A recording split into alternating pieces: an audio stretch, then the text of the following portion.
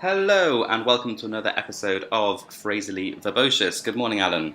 Good morning, Chris. So on today's episode, we are going to take a turn from the theoretical towards the practical. Isn't that right? We are. We're going to have a look at, we're going to turn one of the words you get in this industry into a verb. We're going to talk about TEFLing.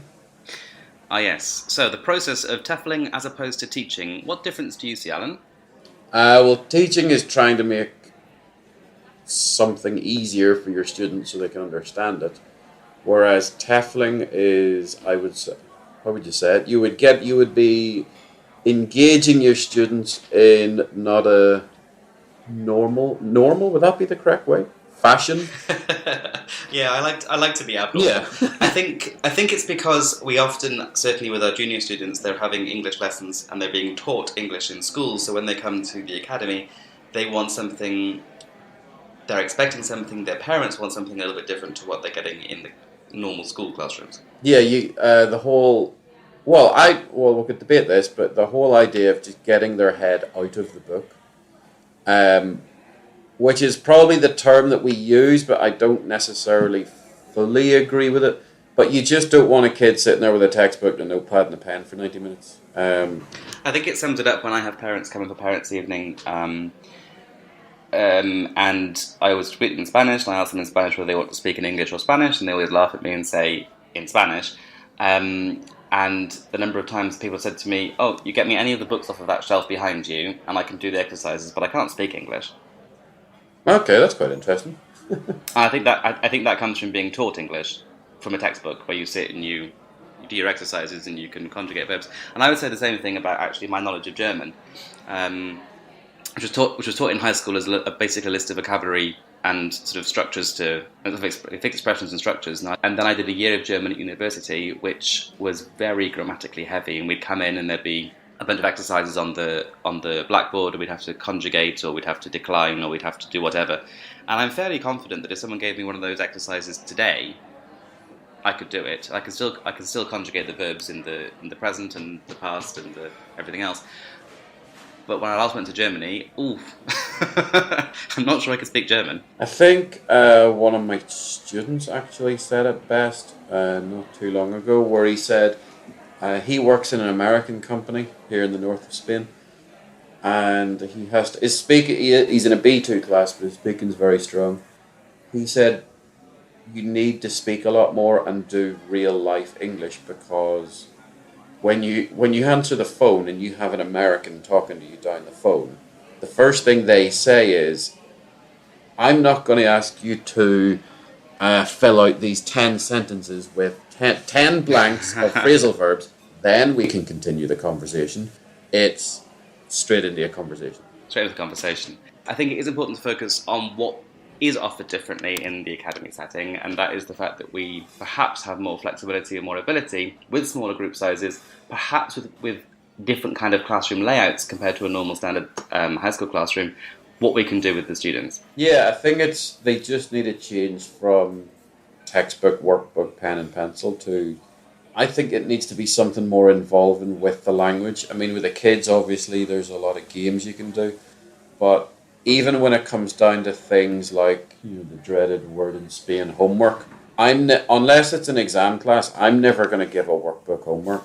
Sorry, that's not going to happen in my class. But what I am going to give you is something graded for your level that is live English, whether it's a graded reader, whether it's like my B2s this year.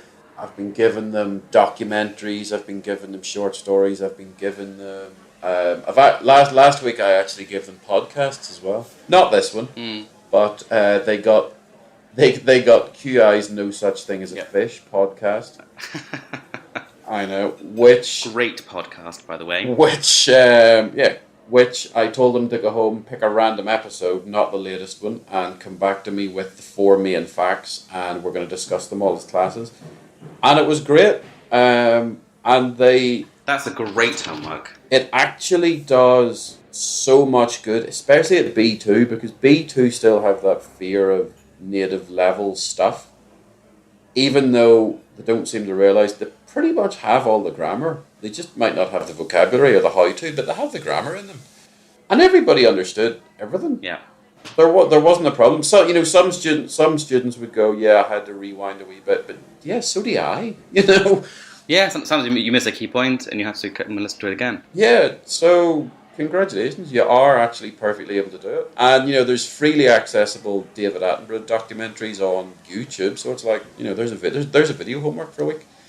The reason why I do that, because not the workbook, is what are you really learning if you've done this in class? What are you really going home to sort of? I always say the students who get it in class are just wasting 10 minutes, and the students who don't get it in class aren't going to get anything. They aren't going to get it if they have a 10-minute workbook exercise. So you're actually taking the confidence and the enjoyment away from them. Mm-hmm. I think it's important to distinguish, because I'm devil's advocate as always, between practice and learning, because they weren't necessarily learning anything from doing the homework, but they might be practicing it, and they might be cementing it. I'm not saying that they should necessarily do it for homework, but I think... Oh no, you have to practice the things in some way. I mean, you do have to do phrasal, verb, gap fill, just to make sure you do need to get the knowledge into you. But I think as a language learner and a language teacher, you get so much more for something that's graded at your level from the real world. From the real world. Yeah, I think so. I think also just the getting the book, this idea of getting your head out of the book. I do actually like the expression, mostly because you're still using the book. I think we've discussed this before about how they've got a book to use, so you need to use it so that they're getting literally their money's worth, but also I think there's a feeling of progress. It might be a placebo feeling, but there's a feeling of progress if you can see yourself working your way through the book. But sometimes it can be... I love it when I can do a sort of 40 minutes without the book being open, and then tell students to open the book and you get the inevitable groan, but then they look at the book and I say, right, exercise number 9, and look at bewildered faces, like, oh, you've just done 1 to 8, and they hadn't realised. Or I'd use the material from the pages, but I'd use it in different ways. Yeah, and that's why, I know we've talked about it before, but for the slightly older children, the project books are fantastic for using, because you can easily do everything in the book without the kids actually realising they've done everything in the book. And you can go an entire 90-minute class and only use the book for 15 minutes, because they go, oh yeah, we've just done all this. Okay, so I'm gonna do a writing to prove to my teacher that I know what I'm doing, or I know what I've just done, and we're gonna go back to playing another game. Yeah, and for example, that game could in fact be this is the point. This is the TEFLing, right? So you take an activity and it becomes a game. And there's this idea of gamifying. And now I'm not a massive fan of games for the sake of games, and actually we should probably link that blog from last year that came out about fun for fun's sake. And actually, no, they don't come to class for fun; they come to learn. But if they have fun while they're doing it, then that's great. Yeah, we'll put that on we'll tweet that link if you haven't read it already. I'm not a fan of games for game's sake, but I'm a definite fan of practicing English using a game. For example, battleships, or as my students call it, barquitos, as soon as they see me drawing up the grid on the board, because it's such a wonderfully flexible game. I can just draw a 6x6 or an 8x8, whatever grid I want. I put little letters down the side, the numbers across the top, and pick where I'm going to put these little ships. And then down the left-hand side, you've got the beginning of you've got the grammar structure that they need to use, and across the top, I always get them. I elicit vocabulary from them, so I think I was doing. What's the matter yesterday with 11-year-olds. So I had, he's got, she's got, have you got, we've got, they've got down the side, and then I got them to give me headache, backache, toothache, or across the top, and then they have to give you the sentence to get the square. And of course they have to give you the sentence correctly before they get the square. So they did the exercise from the book. In fact, they did way more than the exercise from the book because there were 36 sentences that had to be produced by the students.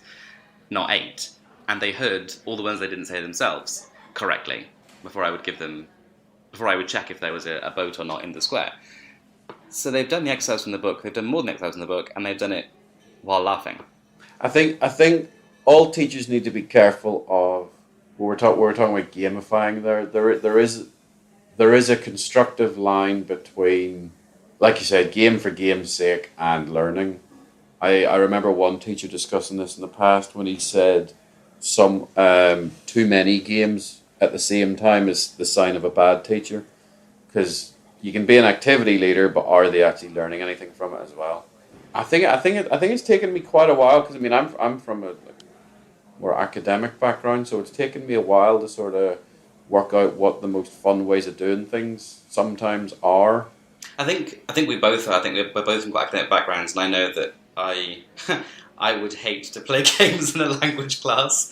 I would too. Yeah, completely. Yeah, no, absolutely. So it's taken me a long time to realise that, and this is a kind of broader self-awareness, know thyself point for teachers. I think is that just because you like a certain way of learning doesn't mean everybody else should. And I know that's obvious, but I think it's worth stating and restating as many times as we can, because I think people often just rely on their instincts, and I say that from personal experience, just despite fighting them, and seeing it and watching it, and people say, this always works, and you think, oh, does it really?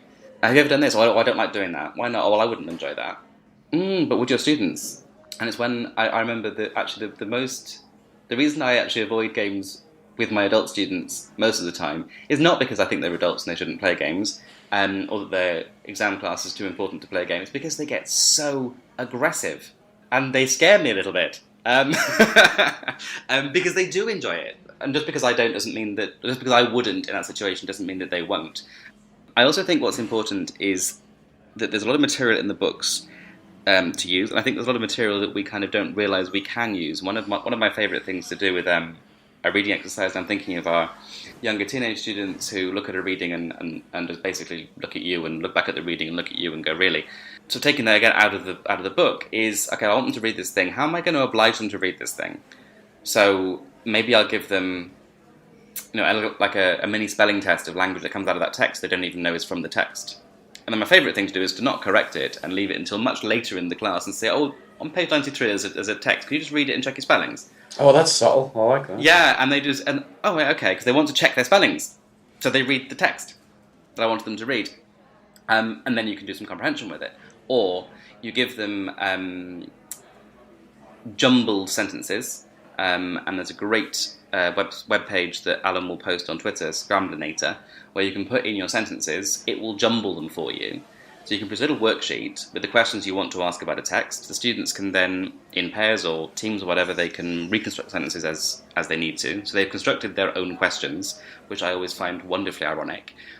And then there's always a reading and a listening. There's always a listening available, an audio of the written text available in these textbooks. So I get them to answer the questions based on the listening, and then they want to check the answers. And I go, oh, the text is on page, have a look. And then they've done a listening practice, a reading practice, they've done grammar. So they've done way more from the book than the book intended for them to do. And the only bit where we actually open the book is where they eagerly look to find out how to correct their spelling or how to check their answers for the listening. So it's about being devious. More than anything else, I think. So there is the gamifying, but there's also the kind of activityifying of textbooks that I think can be useful. I think that's one of those things as well, because the both of us are from a more academic background, we like books. Whereas if you're a teenager, certain teenagers see the idea of books, well, if that's not Instagram, I don't care. So when you are doing things, you gotta think of it from their perspective, because to be perfectly honest, there's nothing more than I would love to just sit down and read a book in Spanish for 2 hours, but the 15-year-olds in my classroom might not wish to do that in English. So if there's one sort of conference speaker I would like to recommend to anybody who wants to turn reading especially into sort of enjoyable class times, especially for not just younger ones, but it does work for all ages. So I seen Amanda McLaughlin she was at Merida last year, and she did a presentation at TESOL Spain this year, and she is full of ideas for how to turn reading into an enjoyable class time activity. One of the most fun ones I get out of it was in Merida. She gave out little bits of text from a reading, sort of 1/3 of a page bit of text. So you get a felt tip pen, and you work out, say for example, the 10 most important words in that text. So with the pen, you also delete everything else on the page. So you have a bunch of black lines, and you can only see 4 words. Okay, so they've done a reading, so they've now understood what it is, and they've basically done a keyword search, and they've worked out the main points. Now turn it into a theatrical dramatic reading, which I did last year. I've done it this year too, and I remember last year one of my adult C1s was standing on the chair giving this Shakespearean speech it was about something mundane. I can't remember what it was. It was one of the funniest, just 10 words I think I've ever heard in a classroom, because this student went, yeah, this is a really boring reading from the textbook, but I'm going to make it funny. And believe me, did she. The rest of the class was just in tears laughing. I remember after having gone to Merida, actually doing this in a teacher meeting. Don't think the rest of you quite expected me to be that dramatic. No, we didn't. But that actually reminds me of something similar, with a slightly different direction. It was linked more into our literature part of a few weeks ago. That I saw someone suggesting exactly the same thing. You give your students an article from the news, specifically a news article, and they delete words using a marker, so that they leave behind a poem. Oh yeah, that was actually one of Amanda's other ideas as well at TESOL this year. Yeah. So that what's left is actually a text that makes some degree of sense.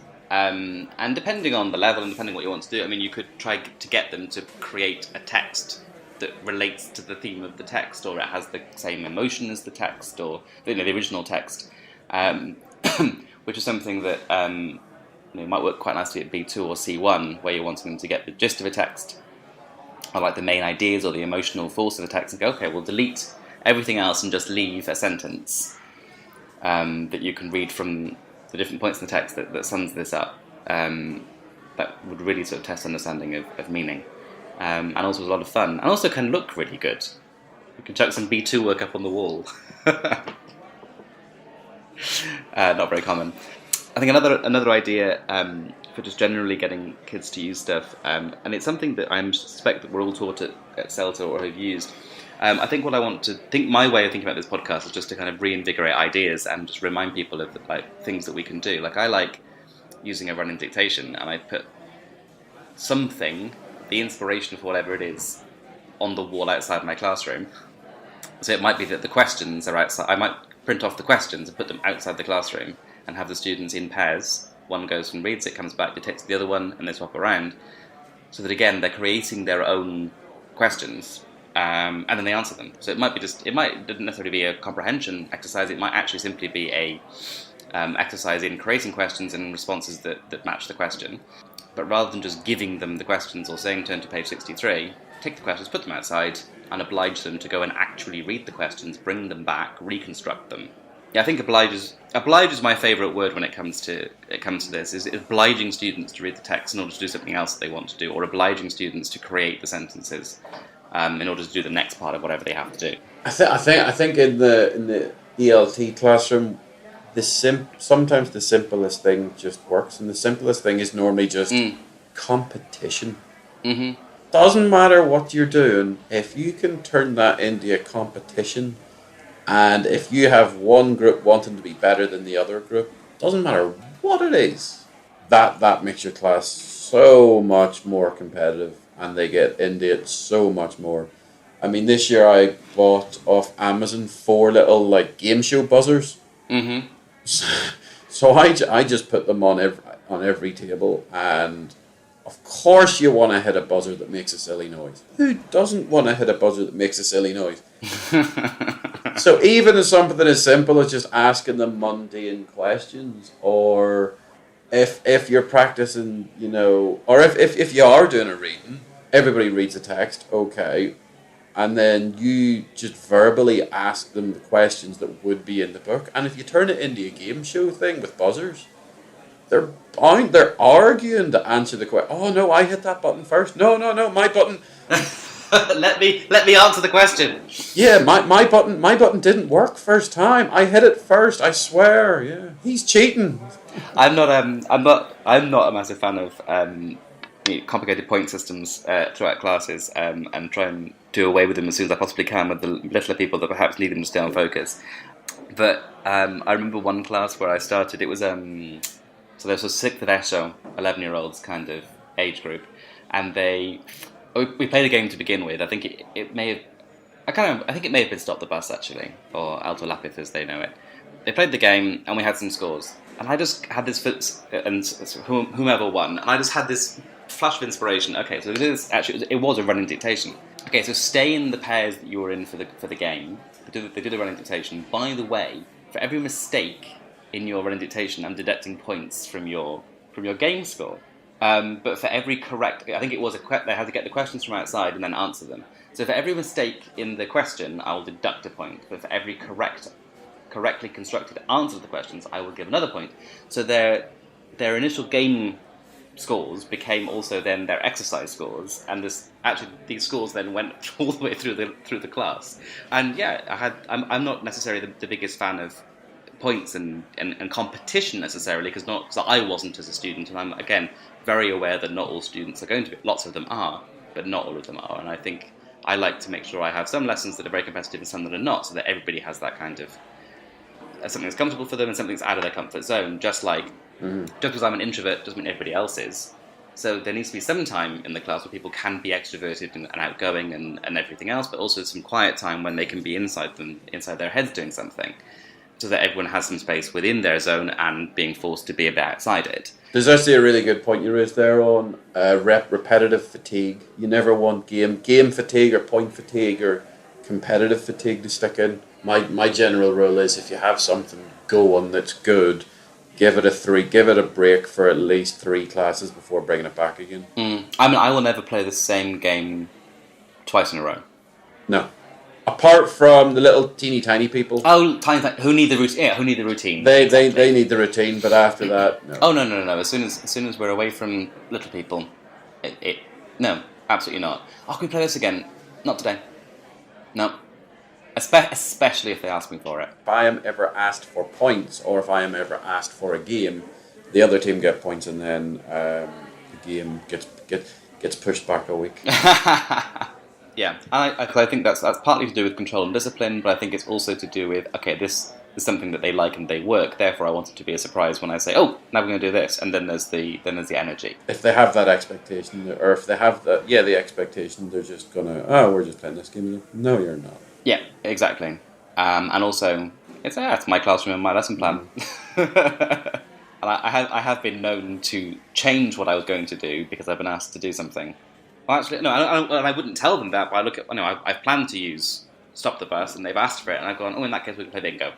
Not today, bingo today. Because I think, that's coming more into a discipline, but I think it's just to do with you retaining control over your class, and even though you might have planned to do it, they don't know that. And you say yes, and they think they've asked for something and they've gotten it.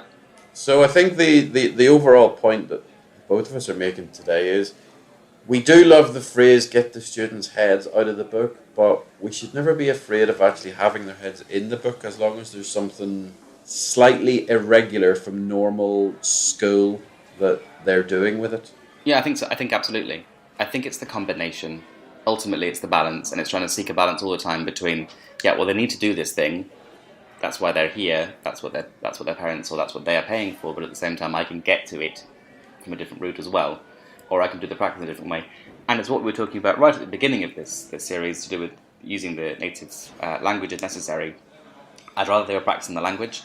So if I used to do an exercise from the book, and then I can get them up and using the language, or I can do loads of stuff practicing the language, and then they just need to make a note of what they've done to cement it, or it has some sort of reference point because it's all been oral or it's all been through game or activity, then that's fine. But there needs to be a balance. Yeah, I think that the best thing that you can actually you can sit down and read a load of books and theory on it, but I think it gets so much easier with experience and over time. Agreed. Because you can just actually, this isn't working in this class, boom, you just flip into a different exercise or a different, not necessarily a different game, but a different way of teaching the same point. Absolutely. Thank you for listening to another podcast of Phrasally Verbocious with us two Gearys talking about ELT. We want to continue the conversation as ever, and we would particularly appreciate any tweets or messages this week about things that you do to get your students' heads out of the textbook, so we can share that with all of our other listeners. As always, you can tweet us at... We are at Phrasally V on Twitter. You can email us. Verbocious@gmail.com. And please like, subscribe, comment, tweet, retweet. Just generally join in the conversation. we like having conversations. Thank you very much. Thank you very much, and goodbye. Goodbye.